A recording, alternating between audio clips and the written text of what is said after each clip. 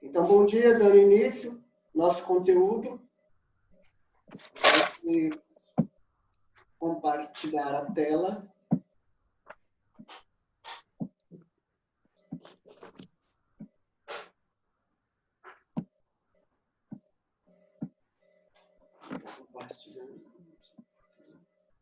Oi.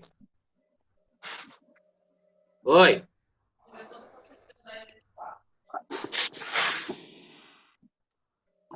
Calma aí. Pessoal, vocês têm que desligar os microfones de vocês. A aula começou, já iniciamos. Senão vai ficar ruim. Então, surge aí o nosso conteúdo. América Anglo-Saxônica. Acredito eu que é um conteúdo novo, ainda que vocês não ouviram, ou se já ouviram, vão ouvir novamente.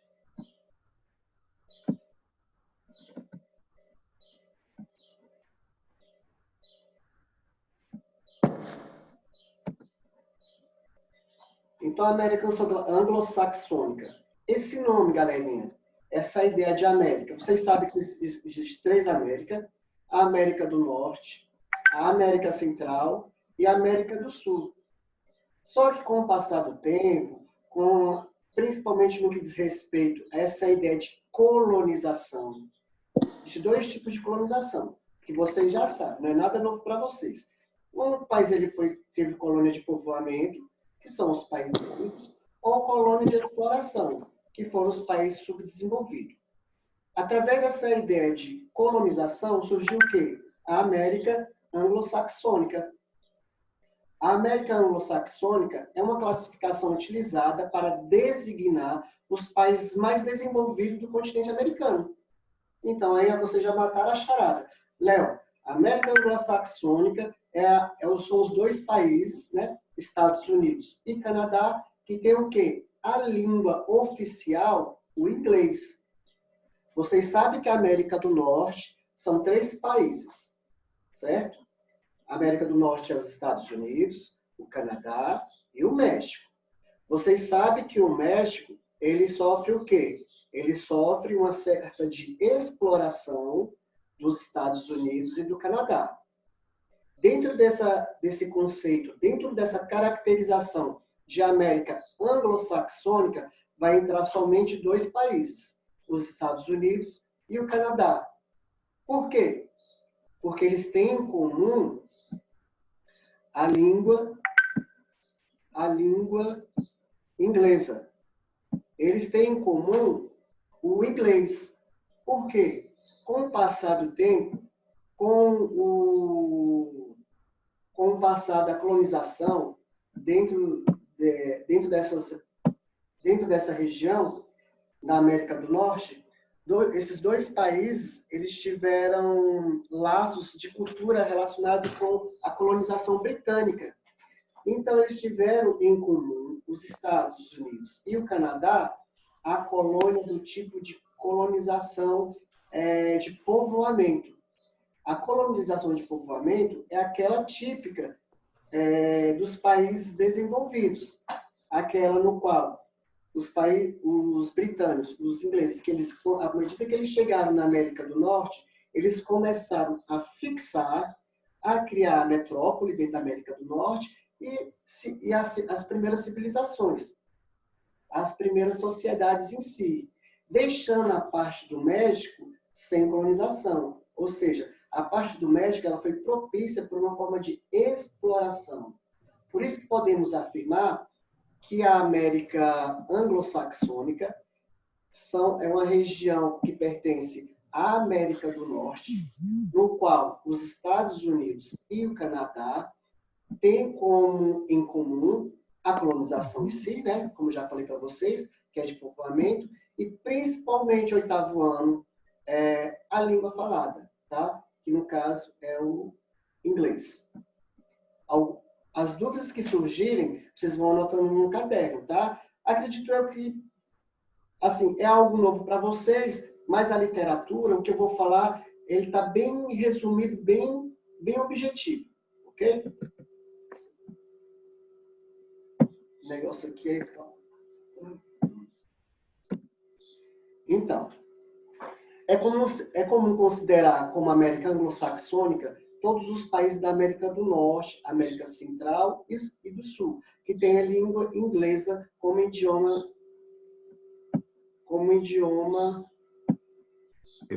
oficial. Por isso que tem que ter a pontualidade, pessoal, que eu paro aqui, aí toda hora tem gente entrando, toda hora tem gente entrando. É a mesma coisa se eu estivesse em sala de aula e pedisse para tomar água e ir ao banheiro. Aí acaba que o nosso raciocínio foge, tá? Desculpa. É como considerar como América anglo-saxônica todos os países da América do Norte, Central e Sul que têm a língua inglesa como idioma oficial. Ou seja, como idioma oficial, vocês sabem, já sabem, o Brasil tem como idioma oficial inglês? Não, né? Não, porque foi colônia de Portugal. Ou seja, Portugal que chegou no Brasil e houve toda essa questão de exploração. No caso da América do Norte, precisamente oitavo ano, Estados Unidos e Canadá, eles vão ter em comum a língua oficial, o inglês. Tá? E outros países vão ter o espanhol, outros países vão ter o português, o africano e etc. E por aí vai. Vários dialetos, várias línguas, várias culturas. No entanto, a América anglo-saxônica ela está associada ao desenvolvimento desses tais países, em posição da América Latina, formando por os países em desenvolvimento, que possuem colonização portuguesa, francesa e espanhola. Olha só, eu já falei para vocês no início da aula que só existe dois tipos de colonização. Ou o país foi colônia de exploração, ou o país foi colônia de povoamento. Esse tópico aqui, o autor ele quer trabalhar nessa caracterização desse segmento. Beleza. Os países que tiveram colônia de povoamento são os países desenvolvidos, ricos. Certo, é óbvio. Eles formaram metrópole. Eles construíram uma civilização no local. Eles não retiraram nada. Eles fixaram e moraram. Cidade, casas, agricultura, indústria e etc. Se desenvolveram em si. Diferente do Brasil, que é um país subdesenvolvido. O Brasil ele foi um país explorado. Só que eu já falei para vocês em outras aulas anteriores que não tem como a gente pegar exemplo o Brasil com Angola. Brasil e Angola. Brasil, América do Sul, Angola, continente africano. Os dois países sofreram colônia de exploração.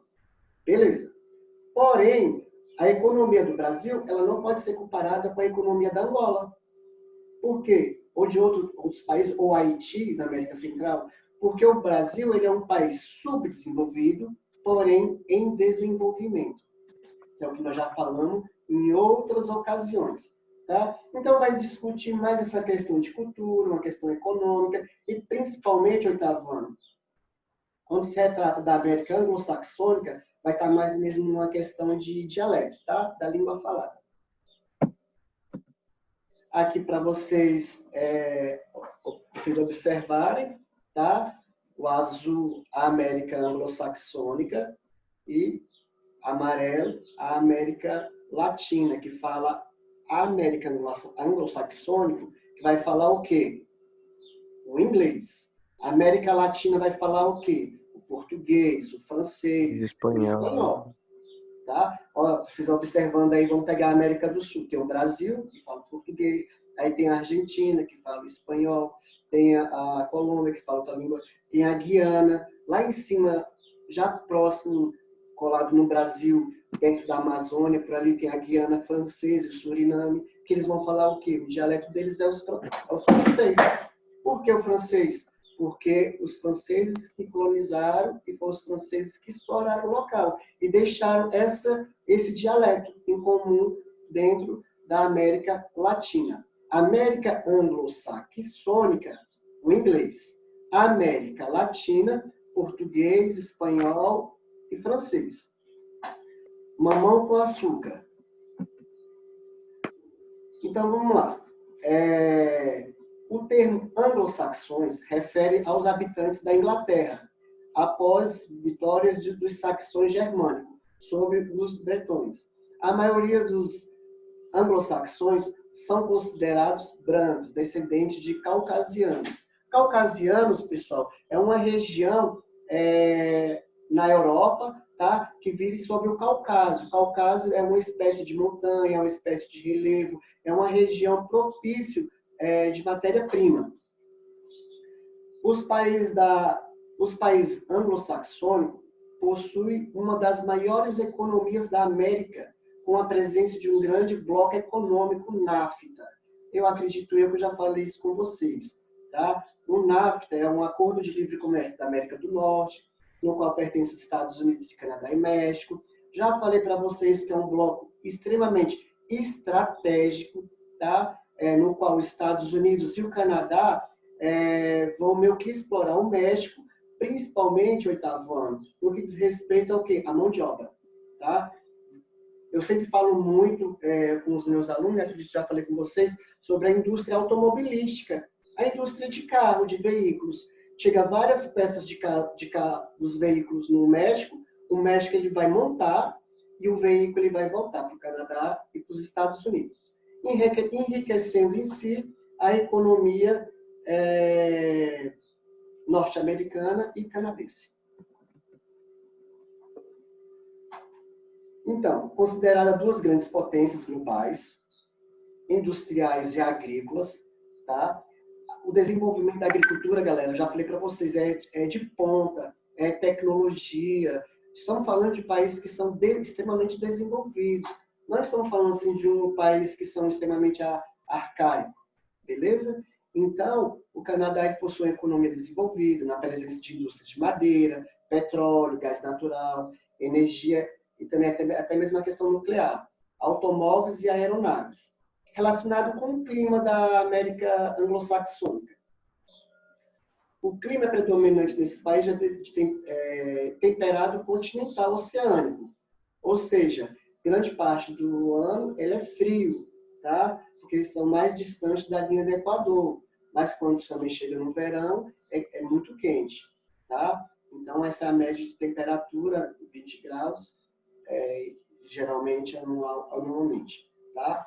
No tocante ao relevo da América anglo-saxônica, ele é muito diversificada, possuindo presença de planícies, planaltos e montanhas. Então podemos perceber que dentro dessa dimensão de extensão territorial, vai possuir os três tipos básicos de relevo: planalto, planície e depressões. Tá? Possui também esses dobramentos modernos. Léo, o que é dobramentos modernos? Dobramentos modernos, pessoal, é quando no período da era cenozoica, arqueozoica, quando o relevo ele começou a se chocar ou até mesmo se afastar. Tá? Esses dobramentos têm a tendência, acho que eu já até falei para vocês, de ocorrer um soerguimento na superfície terrestre. Esse soerguimento acontece do dia para o outro? Não. Esse soerguimento é um soerguimento natural, com as forças internas da Terra, tá? Ou elas podem se chocarem e soerguer formando montanhas ou morros, ou elas também podem se separar ocorrendo fendas, tá? Aquelas fendas que possuem muito nos Estados Unidos, com altitude que varia de 4.000 até 6.000 metros. Agora, para finalizar aqui, essa questão um pouco de América anglo-saxônica, vamos falar um pouquinho sobre a questão da vegetação, tá? Um pouquinho dessa variação, porque se a extensão é variada, com certeza a vegetação também ela vai possuir essa variação, beleza? A mesma coisa acontece aqui no Brasil. Ó, o Brasil, olha o tamanho do Brasil. Se a gente viajar pelo Brasil, a gente vai perceber o quê? Vários tipos de paisagem, vários tipos de relevo, vários tipos de animais e vegetais e assim por diante, ok? Então, a vegetação dos países anglo-saxônicos é composta por diversos tipos de coberturas de vegetais, tais como tundra. Tundra. Léo, o que é tundra? Ué, tundra, pessoal, é uma espécie de vegetação, ela tem muito na Europa também, a tundra, tá? Só que ela consegue muito sobreviver em locais propícios do litoral ou em locais propícios ao frio, no frio, tá? Aí, como eu coloquei entre parênteses, é como se fossem os musgos, os links, tá? Floresta do tipo temperada. Essa floresta ela é espécie de conífera. Ela é meio que de porte alto, só que ela não consegue ser arbórea igual, exemplo, a floresta amazônica, tá? Ela é alta, ela é de porte alto, porém ela é mais rala. Ela não é encorpada, tá? Os estepes são herbáceas e pequenos bosques. As estepes é mais ou menos como se fosse o nosso cerrado ou como se fosse um capim. Tá? É uma espécie de vegetação. A mesma coisa acontece na pradaria, ó, vegetação rasteira. Porque quando se começa a mudar de local, de região, a vegetação também ela começa a mudar. É a mesma coisa com o nosso cerrado. Tem uma parte do cerrado que ela é mais concentrada, tem uma parte do cerrado que tem mais capim e poucas árvores. É mais ou menos nesse intuito, beleza? Os desertos, que você já sabe que são vegetação xerófilas. Vegetação xerófilas é aquela vegetação que consegue sobreviver com a ausência de água, tá? Aí vem as savanas, que também tem uns resquícios, que são as gramíneas e árvores espessas, os plantos, vegetação herbáceas, arbustivas, que permanece grande parte do tempo imutada. É como se fosse o Pantanal, aqui o nosso Pantanal, grande parte do Pantanal, o Pantanal, o relevo lá é do tipo planície, porque devido à água, uma espécie de horizonte, e esse horizonte dá uma ideia de plano. A mesma coisa acontece nessa região onde grande parte fica inundada, alagada, tá? Pantanal Mato Grossense, onde que ficam os jacarés, os tuiuius e outros arsenais da biodiversidade, é de uma região também alagada, inundada, tipo, com muita água, beleza? Algumas áreas carentes da vegetação, no caso das regiões são muito frias, recortando assim o Círculo Polar Ártico, que é um clima polar, que é um clima extremamente frio, onde está apto para toda a vegetação. Ok? Então, eu vou interromper aqui. Vou